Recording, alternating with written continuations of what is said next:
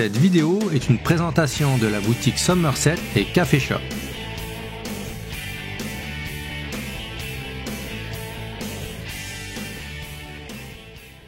Hey, salut tout le monde, ici Vincent. Et Yannick. Bienvenue sur la chaîne Le Temps d'un jeu. Aujourd'hui, c'est l'heure du concours.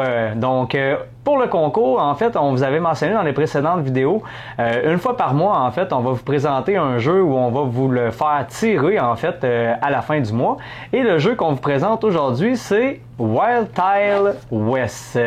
Un jeu qui a été édité en français par Lucky Duck Game et le designer, auteur de ce jeu-là, c'est Paul Dennen. C'est un jeu de 1 à 5 joueurs pour une durée de 45 à 90 minutes. Et dans Wild Tile West, en fait, c'est un jeu de draft de tuiles et de placement de tuiles, en fait, où on va devoir comboter pour faire un maximum de points. Donc, on vous explique les règles grosso modo et on vous présente aussi également à la fin du vidéo les modalités pour participer au concours. Donc, on vous revient après le générique.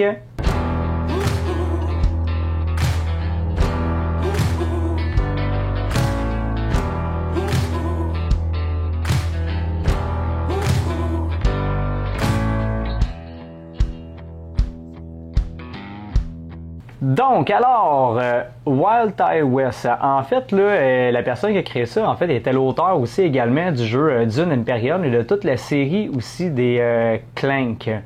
Donc, très attendu forcément là, ce jeu. Là. Oui, puis en fait, j'ai l'impression qu'il est passé un petit peu sous le radar. Puis au final, je pense qu'ils ont fait quand même une très très belle production.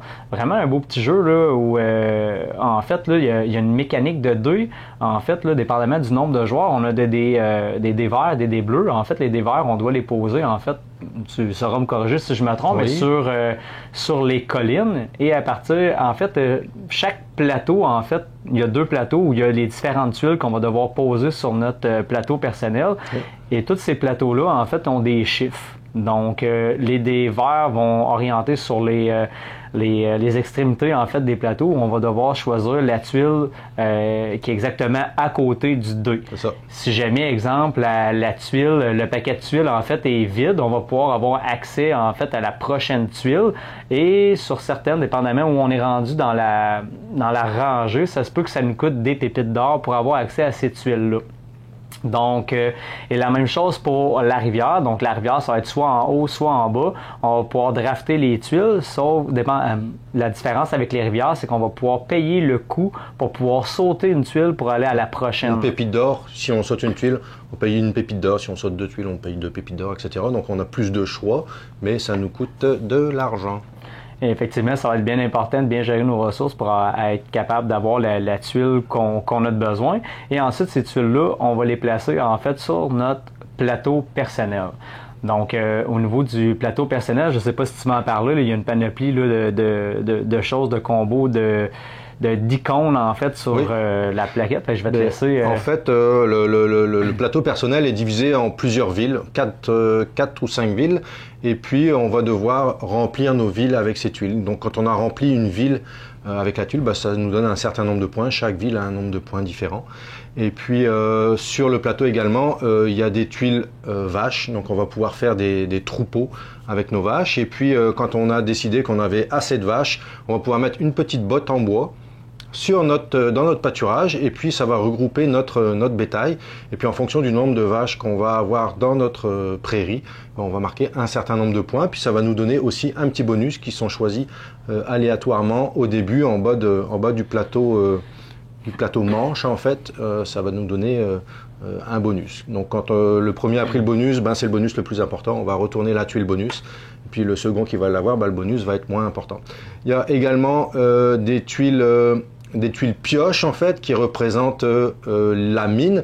Donc quand on va recouvrir une de ces tuiles, on va monter sur notre mine, ce qui fait qu'à chaque début de manche, plus on va monter dans notre mine, plus on va avoir de ressources à la manche suivante, les ressources qui sont des pépites d'or. Donc si on arrive jusqu'en haut en plus, on va avoir des bonus de points de fin de partie. Il y a également des tuiles où il y a représenté une petite balle. Donc ces petites balles, on va pouvoir les récupérer parce que évidemment dans notre ville de Far West, il va y avoir des bandits. Et puis ces bandits-là, ils vont nous empêcher de gagner des bagarres à chaque fin de manche. si on en a trop. Donc si on en a plus que notre adversaire, ben, on va perdre des points, puis lui, il va gagner des points. Mais on a un moyen d'éliminer ces bandits, c'est avec le shérif. Donc si on arrive à poser un shérif aligné avec un bandit, ben, on va pouvoir prendre une de nos balles, puis tuer le bandit. On va mettre une petite pierre tombale sur le bandit, puis ces pierres tombales vont également nous rapporter des points en fin de partie. Donc plus on a tué de bandits, plus ça nous rapporte de points. Et le plus important, c'est que quand on tue le bandit, dans ta ligne où il y a le bandit, il ne faut pas qu'il soit obstrué par rien du tout. Par rien du tout. Pas de vache, pas de bâtiment, ni de mine. Donc s'il y a quelque chose dans la ligne de mire, ben, on ne peut pas tuer le bandit. D'où l'importance de bien placer ses tuiles. Puis on vous rappelle en passant, pour commencer en fait à placer les tuiles, on doit placer les tuiles, je vais prendre un petit exemple, là. Ça c'est la fiche, en fait, on doit placer la première tuile sur le X et ensuite on va essayer de les placer là, une à côté de l'autre, essayer de faire de manière adjacente, orthogonalement, pardon. Effectivement. Il y a également des petites tuiles allées, donc c'est des petits carrés qu'on va pouvoir récupérer si on met une tuile dessus, puis ça va nous permettre de boucher éventuellement un petit trou qu'on a laissé en posant une tuile.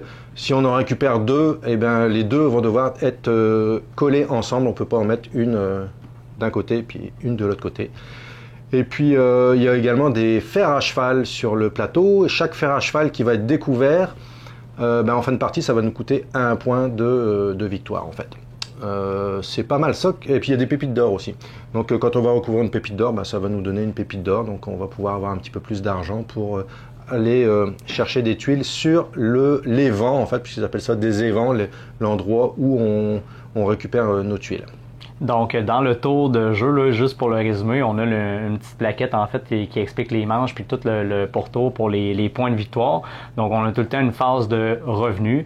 Ensuite, toutes les petites flèches en fait là, qui nous mettent jusqu'à la fin de la manche. C'est une partie de draft où on doit rouler les deux, drafter nos tuiles, ensuite les poser sur notre plateau principal et à la fin de la manche, on va comparer en fait à la fin des plusieurs drafts, en fait, lorsqu'on arrive à la fin de l'année, mais là, on va comparer ceux qui ont celui qui a le moins de voleurs, en fait, là, de brigands, en fait, sur son plateau va gagner des points de victoire, puis celui qui en a le plus va en perdre. Donc, ensuite, on va retourner à la phase de revenus, d'où le fait de quand même couvrir ses pioches rapidement pour augmenter sur la piste d'or. Puis comme Yannick l'expliquait tantôt, plus qu'on monte, rendu à un certain niveau, ça donne des points de victoire. Donc, c'est quand même important à ne pas négliger là, les pioches, surtout que c'est ça qui vous aide à récupérer des tuiles si jamais tu es bloqué à quelque part parce que il n'y a plus de cette tuile-là où tu en as vraiment besoin de gérer ton or convenablement. Il y a des tuiles bâtiments aussi qui vont nous rapporter des points en fonction de la tuile. Par exemple, les tuiles rouges, c'est des tuiles qui vont nous rapporter des points une fois on va réussir à les entourer. Donc entourer, ça peut être un bord de plateau ou alors une mine à côté. Donc par exemple, je crois que c'est la mairie, nous rapporte 10 points si on arrive à l'entourer. Il y a les tuiles roses qui nous rapportent des points de fin de partie. Les tuiles jaunes, si je ne me trompe pas, c'est des actions immédiates.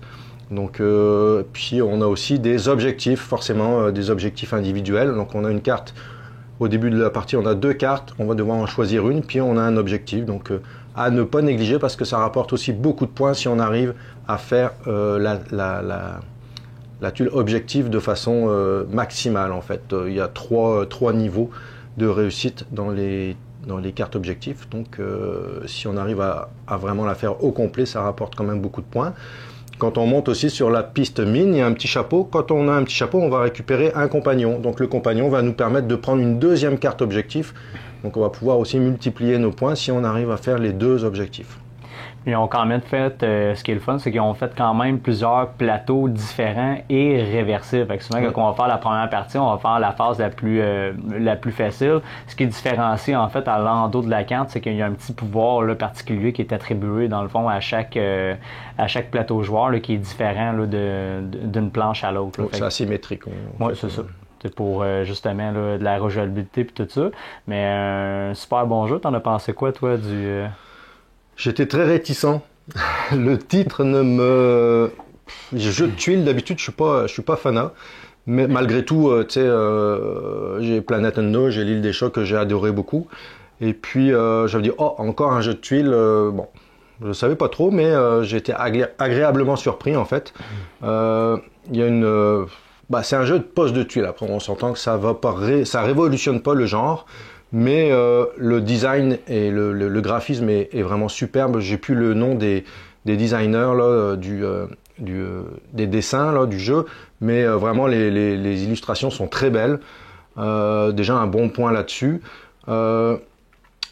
La mécanique, c'est une mécanique de pose de tuiles, c'est un petit peu casse-tête, on va devoir poser nos tuiles pour essayer de faire le maximum de points, donc comme je disais à l'instant, ça révolutionne pas le genre, mais il y a l'originalité, c'est une ville du Far West avec des bandits, donc ceux qui aiment la thématique Far West, ça peut être bien.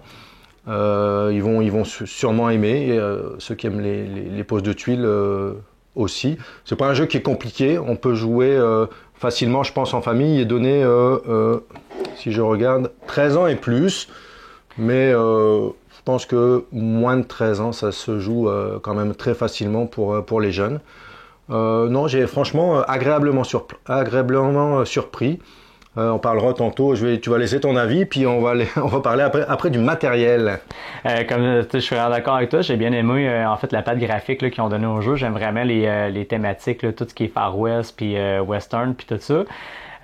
Non, effectivement, c'est pas tant compliqué. J'ai beaucoup aimé les tours de jeu sont rapides. Oui, ça va vite. Ça va quand même vite. Moi, je pense en fin de partie là, à un moment donné, tu es quand même limité dans ce que tu veux pas, tu remplis ta grille à un moment donné. Fait que non, je pense que du début à la fin, là, je pense pas que les tours se rallongent nécessairement. Puis j'ai trouvé ça le fun là, qu'ils ont rajouté aussi également une petite variante solo.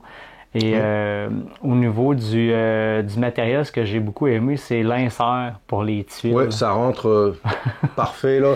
Ben, en fait, on met nos tuiles dans les vents directement, donc tout est rangé à la perfection. Il n'y a rien qui dépasse. Puis ceux qui aiment ranger leur jeu avec la verticale, pas de souci. Il y a un certain jeu dont je ne nommerai pas le nom, mais qui s'appelle Planet Unknown. Quand vous le mettez à la verticale, c'est le bordel dans votre boîte. Là, aucun risque de ce côté-là. Fait que ça, de ce côté-là, c'est vraiment merveilleux. Fait que du côté négatif, la seule chose que j'ai trouvé, mettons, par rapport au jeu, c'est vraiment les plateaux individuels de joueurs. Là. C'est un peu dommage. C'est un petit peu dommage qu'ils ont fait une super belle production, des beaux petits, des belles petites ressources en bois puis tout ça, mais Seigneur que les feuilles de carton sont super belles, mais sont minces. C'est très mince. C'est très mince. Je trouvais que quand j'avais joué à Planet Unknown, c'était ça, j'avais moins aimé, mais je pense qu'ils sont encore plus épais que ceux-là. Oui, effectivement, je pense aussi. Ouais. Mais c'est ça, c'est le petit point négatif de ce jeu-là.